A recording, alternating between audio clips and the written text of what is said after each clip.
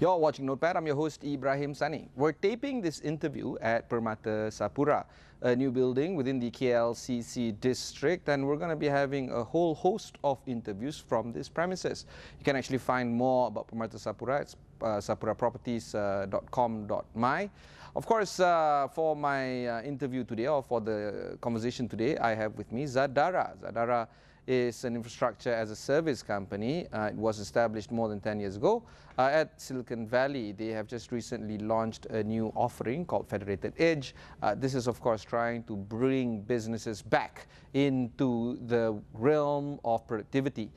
For the past few years, we've had issues with the ability for companies to reinvent themselves, move their businesses to cloud. So right now it's trying to be a little bit more productive into how we can roll out software as a service, cloud as a service, infrastructure as a service.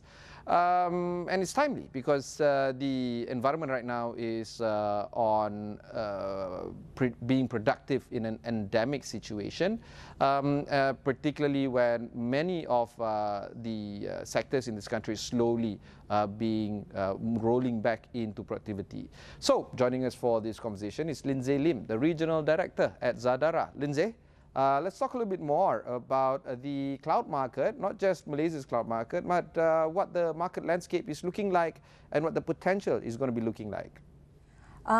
Okay, so basically we viewed the Malaysian market within the ASEAN region as brimming with potential.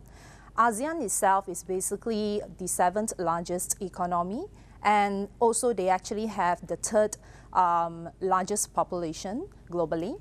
So if we actually look at ASEAN itself, we can actually see that there's a lot of international businesses that are actually coming into the ASEAN region, because they actually sees a lot of potential particularly in this region itself. So for Malaysia itself, we view it as very high. We view Malaysia as very high within the ASEAN region. So why is that? Why is Malaysia a little bit higher than the other nations? Yeah, so I mean, so if you talk about why Malaysia, why not the rest of the other countries of, I mean, within Malaysia itself, the reason why we would say that Malaysia has a very good foundation in terms of infrastructure, and also even when we talk about the government coming into all the My Digital plans and all, we can actually see that we are actually moving forward we actually have a much more planning compared to the other countries in the ASEAN region itself. So what will be some of the market challenges that you foresee, not just in the ASEAN ecosystem, but Malaysian cloud market as well? Yep. So for the Malaysia cloud market itself, what we actually see is that there's a growing of industry players. There are a lot of new cloud service providers and also MSPs coming up on the way. And there are also traditional businesses who are trying to transform themselves into this MSP pie by building a lot of new infrastructure, for example, like cloud services. So definitely the challenges is there because there's a growing industry players, and we also have large international cloud services that is in the country, and the competition remains very stiff at this point of time. So tell us more about Zadara and your approach to cloud technology. And previously we all talk about software as a service, now infra as a service. So how do you see that shift? Right. So traditionally, how the business owners they are actually doing is basically to actually have their own building their own infrastructure. But today we are going to transform. I mean, with all the transformation of all the software as a service, why not we go into infrastructure as a service? Reason why is because it will simplify the whole complexity. Everything is just purely on a consumption model, a pay-per-use model. That will definitely, I think, help the business growing faster, and also they are able to scale the business requirements and needs effectively. So we're talking about some of your target customers, target segments, and target sectors. What would be some of your business targets in this year? Basically, our target business is always to have partnership with the local MSP or even the cloud service providers. MSP is supposed to be? Managed service providers. And what is that? Basically, they will actually be the managed service providers for the enterprise customers, and they will actually help these enterprise customers to manage all their existing infrastructure. So you are the toolkit to the workers to solve the problem of their clients? We are basically providing technologies. We are actually providing the whole stack of cloud services to the customer premise. We also do have our own cloud. And we also help customer like CSP, cloud service provider, to build up their own cloud itself. And what we are doing is just based on a consumption basis. We charge only for whatever they are using. Is the business target in Malaysia a little bit different from that of the Southeast Asian region? Basically, it is pretty much the same at this point. There's still a lot of education needs to be done to the businesses about this idea. It is relatively quite matured in other countries, in other regions. However, it is something pretty new. I would say probably the Malaysian market is not adopting it so fast. However, the pandemic itself basically has fastened the whole process. Everything has gone digitalization. And that's the reason why I think this is a very good time to actually talk about why not we do infrastructure as a service, everything just consumption model, a pay-per-use type of model. So what would be some of the approach that you're doing in Malaysia as you target your clients and your MSPs? Right. So for the managed service provider and also for the cloud service provider itself, we are looking at collaboration and also partnership. Today, a lot of the cloud service providers, they are actually buying their own sets of hardware. They are investing their own hardware, their own software to deliver their services to the enterprise businesses. But what we can actually do today is to basically help them to build out the whole infrastructure itself, where they don't have to pay a lot of expenditure, capital expenditure upfront, and everything is just based on the consumption model. Do you have a template that you can apply for, MSPs in this sector or MSPs in that sector, so it's a little bit faster in terms of deployment? Our solution basically we can actually go into any type of environment. It doesn't matter whether the customer is an enterprise business or whether it is a bank. We do understand that there's a lot of issues, on the data privacy, data sovereignty, and also data protection. So how we are doing differently is that we can deliver this whole cloud solution, this particular stack, into the customer premise. They can see it, they can feel it, and everything is still the same, just pay on just consumption model. And do you think that some of the solutions have worked well with your clients? What would be some of the normal complaints, if you want to share with us? Okay, so basically we are providing follow the sun support kind of managed services to our enterprise customers. So follow the sun? Yeah, follow the sun. So it means 24/7. So basically it is a proactive monitoring. So we do provide proactive monitoring. So conventionally, the customers will only call to their hardware vendors when there's an issue occurs. But what we are doing differently is that today we are going to put in some of the buffers, extra buffers, extra capacity to our customers. And they are not going to pay for the extra buffer and all. Everything is just based on the rate card that we have provided to them. So if you talk about what are the typical complaints that we possibly have, honestly, up to date, even while we are doing all the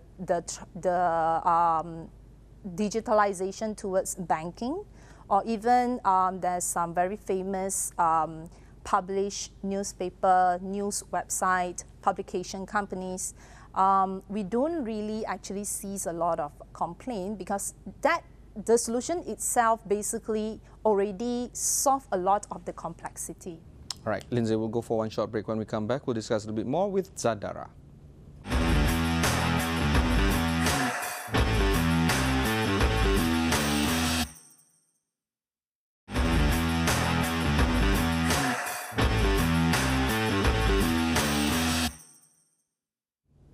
Thanks for staying on with us. I have with me in the studio here at Permata Sapura, Lindsay Lim, the Regional Director at Zadara.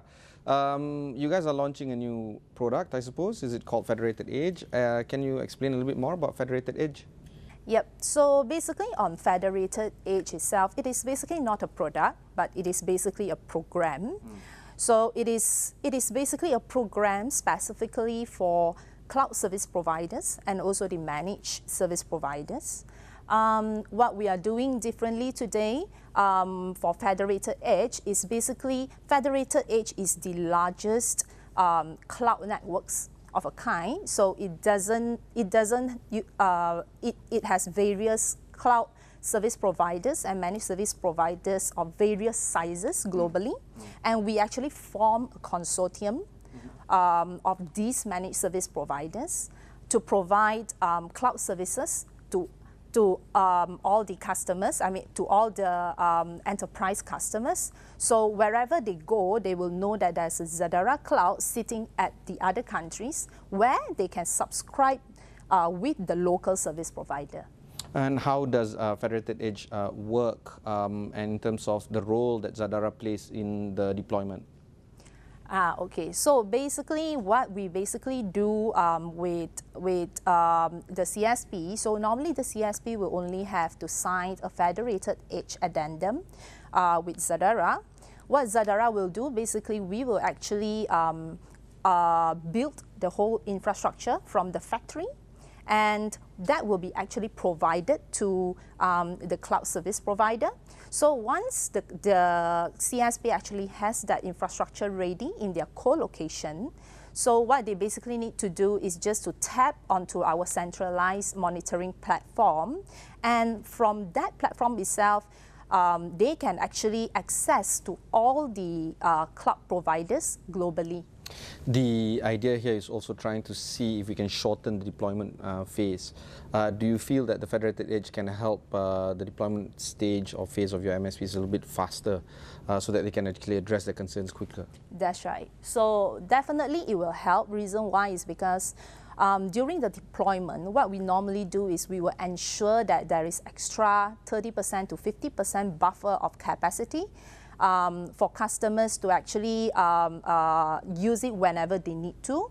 And once we know that they have already touched on that particular buffer, what we will do is we will actually ship in more to ensure that they always have the extra capacity to cater for the needs. So what are we looking at? Like a scalable program where even if your clients have, I don't know, 10 customers all the way to 1 million customers, that is possible? That is basically possible, especially when during this time you might have known that there is a big shortage of semiconductor, especially on the chips. So just like last week, I actually had a chat with one of a potential cloud service provider in Malaysia itself. So what they actually mentioned to me is that at this point of time, they will actually need to provision 9 months ahead. You don't even know what 9 months ahead will be. For any kind of businesses, whether the cloud service provider will have that kind of businesses, right? And those are the CAPEX purchase, the upfront purchase that they actually will have to commit to all the hardware vendors due to these semiconductor shortages.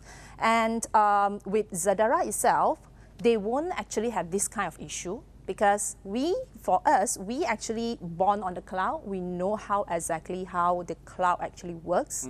And we always ensure that whatever we deliver with buffer, and always ensure that there's a minimum 30% of extra capacity in the data center itself. Okay, we'll go for one more short break before we continue on with Zadara.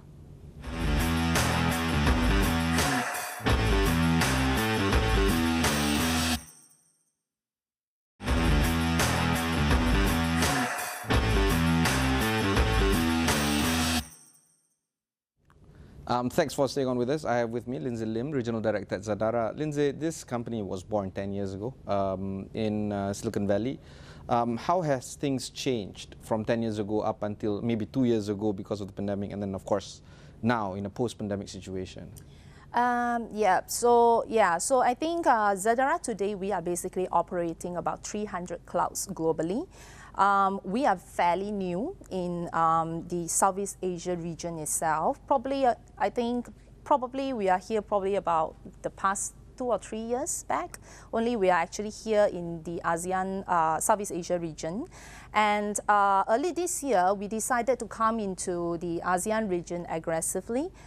Reason why is because the pandemic itself has already fastened the process of all the cloud adoption, and we actually sees that, the company actually sees that there's a very much potential in ASEAN itself, because it is basically there are still a lot of traditional businesses that are still sticking back to their old traditional ways of maintaining their own infrastructure. Okay, and what changes do you think will happen in the near term versus what would be some of the things that will remain the same for your clients in an endemic situation? Yep. Okay, so the pandemic itself has fastened the process, like what I've mentioned previously. So basically, the business requirements today, they will need a faster scalability. They will need to scale as fast as they can. Reason why is because today, with all the digitalization, we are looking at big data, we are looking at Internet of Things, we are looking at AIs. Especially on big data, we know that these data needs to go on live and all. So definitely, I think a lot of the customers will still want to remain some of the important applications in country itself due to the connectivity, to ensure the connectivity itself, the latency itself.